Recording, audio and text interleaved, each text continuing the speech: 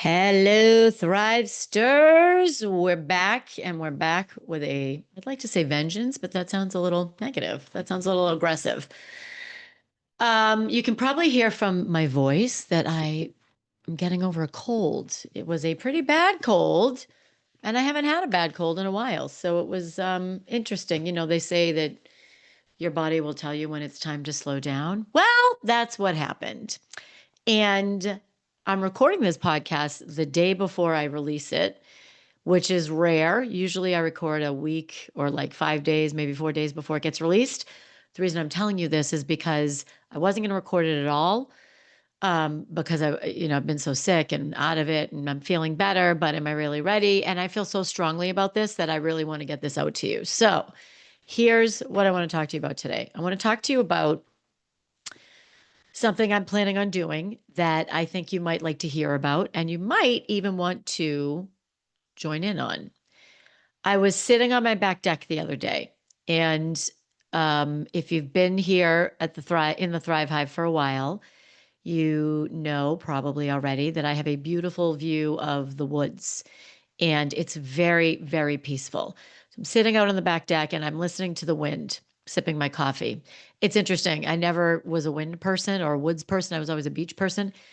And since moving to Cape Cod, I love, love, love to listen to the wind. It just brings me such peace and comfort, which is a whole nother podcast episode. Anyway, I'm standing there listening to the wind, and I'm having this conversation with myself, which goes something like this: Nancy, you have got to slow down. You have got to stop overcommitting.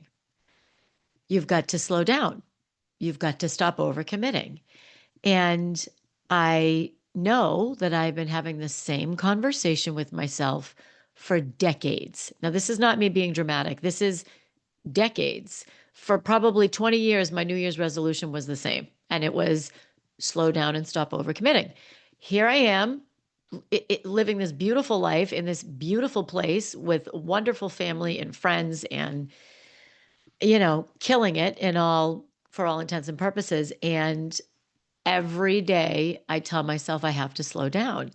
And I said to myself, I called myself Nancy, not self. I said, you know what? It's time for a life audit. You need a life audit. Something is not aligning here, because you have the same conversation with yourself anytime you get still. And I left my friend a voice text and I said, that's it. I'm doing a life audit. I got to do a life audit. Something has to change. Something has to change. And I walked in the house and I'm thinking to myself, okay, so I'm going to block some time in my calendar. I'm going to do this life audit. And as I'm saying this to myself, I'm looking out the window and saying, and also I need to go take that to the trash. I need to move this furniture over here outside. I need to get rid of those rocks that are left over from when I was doing some landscaping. I need to do this. I need to do that. Spinning, spinning, spinning. Again, overcommitting and not slowing down. So I was a little more forceful with myself, saying, okay, here's what you're going to do. You're going to block 2 days on your calendar. You are going to not commit to anything. And you are going to not do anything around this house, which is very difficult because the house always needs something done. So I committed to this. I told my husband, I'm going to do this. It's going to be like 2 days, maybe a day and a half. And I remember thinking to myself, you're a life coach and you're life auditing yourself. What's going on? What does that even mean? How can you even do that? You coach people how to do this. And I determined that there's no shame in this game. I'm a life coach, or I'm a coach, and I know enough to know when something isn't working. There's something going on and I don't know what it is. And I need to be still and commit and block the time and use the tools to figure out what's up. So the word I used was zero base. I want a zero base. I do this for a living. How would I help a client with this? It's you all know that it is very different when it's ourselves. If you're in marketing, you can probably help anybody with marketing. When it comes to yourself, you can't. This is just a fact. If you're a health coach or if you are an accountant, whatever you are, with everybody else, it's easy, not always so easy when it's yourself. So I committed to doing this. And as you know, I am a chat GPT enthusiast. So rather than use some of my old tools, because I want my own tools and old tools, I wanted to zero base it, meaning, okay, let's start from scratch and think about what this might look like. I'm going to come back and one. So I chat GPT'd it. Yes, I'm using that as a verb. And it was really interesting because it came back with amazing, really amazing prompts, ideas. If you use, I know many of you know this, if you use Chat BT, GP, any kind of AI properly, you can save a boatload of time. What this did for me was it was able to gather all the information that I was looking for and distill it down into something very, very manageable. And I asked it, what's the benefit? Because I was thinking, okay, do I want to bang this out in 2 days? Or actually, when it came back, ChatGPT recommended doing this over a couple of weeks. I know myself and I know how I work. And here's what AI cannot do for you. One, it cannot hold you accountable. And two, it doesn't know you and your ins and outs as well as you do. And I thought to myself, stretching this out over 2 weeks would work for some people, would not work for me. So, how can I structure this so it works for me? And I came up with what I'm about to talk to you about. So, I think what's important to note is this kind of not shame, but this maybe it was shame. How do I need a life reset or a life audit? This is what I do. I need to be perfect. I need to always have my act together. And it's important, especially for you overachievers, to really hear this. It does not matter who, where, or what you are. It doesn't matter. You can still be in the headspace where you need to pause and you need an audit. I don't care who you are. I don't care if you're Beyonce. I guarantee you Beyonce does some life audits from time to time, guaranteed. So, um, I decided to make my own sheets, my own worksheets. I took some of the information that I got, and it was really, really similar to what I would do anyway. It teed it up differently, which I'm going to talk about in a second, which was good for me because it was different and it was less same old, same old. And again, it gave me the framework and some ideas. Then I built it for myself and for you if you choose to join me. And what it can't do is hold me accountable. What you can do is hold me accountable. And what I can do is hold you accountable. So if you're interested, shoot me an email after you hear the rest of this. It's Nancy Medoff at nancymedoff.com. Tell me you're in, and I will send you the information. It's going to be like a day and a half, maybe not even a full day and a half. I'll get to that in a minute. So it's going to be in September. I did pick the dates. I will get those for you. Let me get those for you right now. This is happening live as we're speaking, Thrivesters. Pretty sure. Yep. I picked the 17th and 18th. So September 17th and 18th. So 17th and 18th, it's going to be probably about 4 hours total of time. If you are able to take more time off, then great. For me, it's during the week because that's when I'm most productive and that's when I'm most focused. I want to talk to you a little bit about why now and why I'm not waiting until January. The reason why I want to do this now is because if I wait till January, so there's a couple of things, couple of benefits with waiting until and doing it with the New Year's resolutioners. One of the benefits is there's momentum, everybody's doing it, you can get support. If everybody's doing it, you're more likely to stay on track. The negative is after the month of December, I find that my like resolutions or my commitments are always the same. I'm going to get healthy again because I went overboard in December. I'm going to eat less or eat more healthy. I'm going to overcommit less and I'm going to cut down on drinking or celebrating. Always the same things. Always the same things. That's not what this is about. This is about right now when things are going well. Let's pause for a minute and let's say, okay, yes, things are going well. Where could they be going better? What can I tweak a little bit? Knowing that right now is an interesting time, how can I set up this whole back to school energy and coming off of summer, which is a great time for a lot of people? You know, how do I feel about my life? What would I change? And more importantly, how I'm going to change it. It's different when you do that in January. That's kind of reactive where this is proactive. And I'm viewing this like a goal check-in, but a little different. So I'm using this time to reflect, assess, and then plan for the different areas of my life. That's what I'm going to do. And how is it now? What's working, what's not, and how would I like it to be? Kind of like a more or less same, but different. It's more, what's working well. Less is what's not working, and same is kind of like, okay, well, this is working, but how do I want it to be? Just because it's working doesn't mean it's everything I want it to be.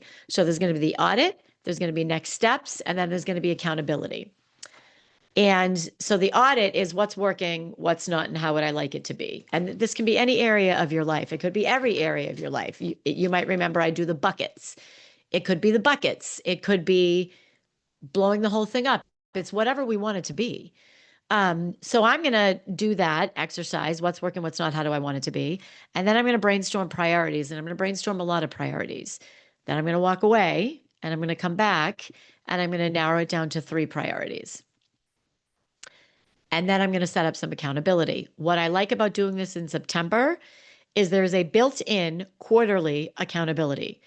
If I do this in September, in December, when we're in the heart of the winter, which is when I like to go inward, or even January, it doesn't have to be exactly on the quarter, I can reassess what's going on, what's working well, what isn't, how is this working? And then same thing in the spring, same thing in the fall. And I really like this cadence of revisiting and renewal. I really, really like it.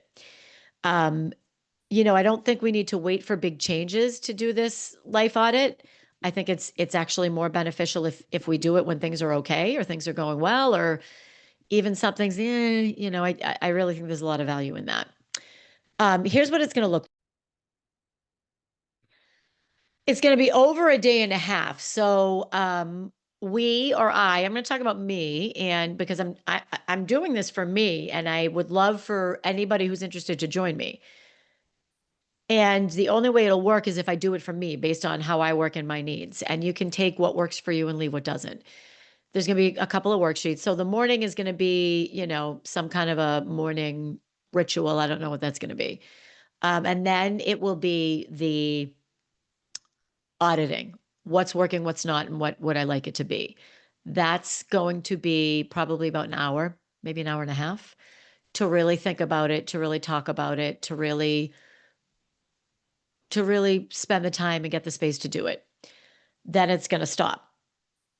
Go away, take a walk in the woods, go for a run, do some yoga, whatever. Come back and eat a healthy, nourishing lunch, and then brainstorm. Okay, what are the priorities? How are my priorities? How, now that I know what's working, what's not, and how I want it to be, how am I going to get to what I want it to be? What are the priorities? I would imagine I'll probably have like 25 things that I want to do. I'm going to whittle that down to 10. And then from that, I'm going to whittle it down to 3. And I'm telling you all this so you can do it on your own if you want. If you will do it on your own, that's great. If you want to do it and you're afraid you won't, email me. Let's do it together.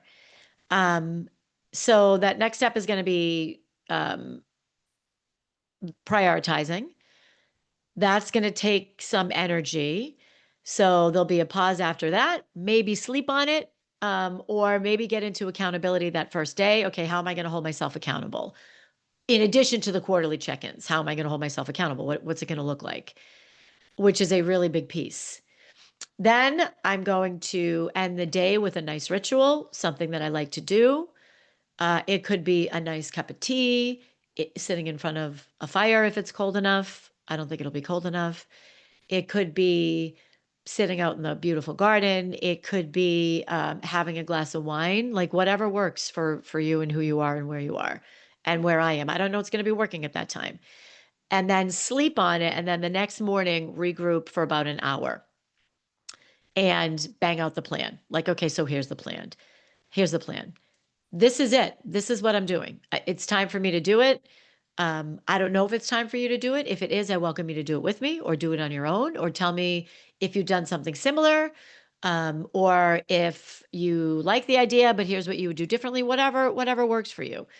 I am available, and I'd love to hear your thoughts on this. A couple other things before I leave that I want to talk to you about it before we hang up, or before we hang up. I love it.